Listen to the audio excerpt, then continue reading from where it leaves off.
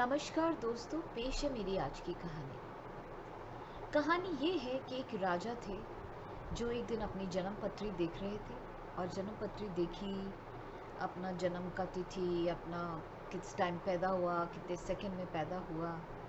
अचानक उनके दिमाग में एक सवाल आया कि जिस वक्त मैं पैदा हुआ, जिस दिन मैं पैदा हुआ, उस दिन और भी लोग पैदा हुए होंगे उसी वक्त, उसी सेकंड में।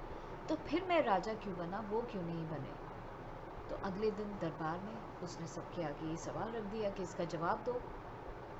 अब सब बड़े परेशान, क्या जवाब दें, लेकिन उन्हें कुछ समझ नहीं आ रहा था। एक विद्वान था, उसने कहा, महाराज, इस बात का जवाब आपको सबसे अच्छा जो देगा वो, आप अगर जंगल के से बाहर जाएंगे, दूसरी तरफ जब आप पहुंचेंगे तो आपको वहाँ एक बाबा मिलेंगे, वो बाबा ही आपका जवाब दे सकते हैं।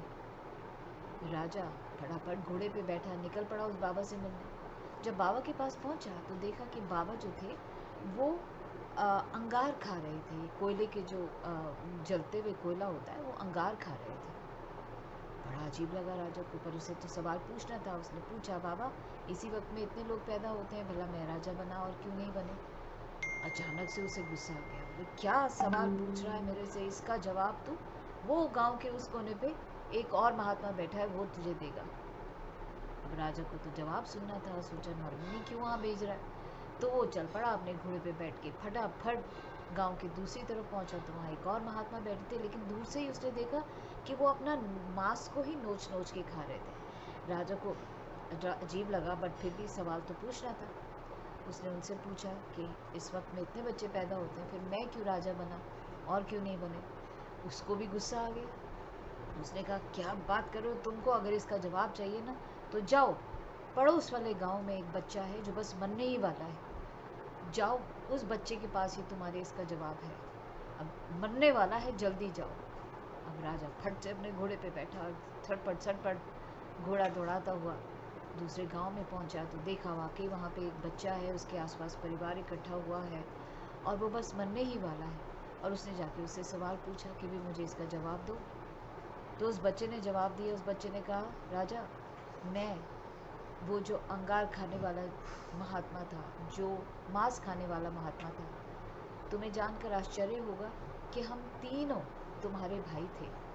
7 जन्म पहले हम चारों भाई थे और एक दिन हम जंगल में भटक गए थे और हमें आटे की बोरी मिली थी, जिससे हमने मिलके कुछ रोटियां बनाई थी।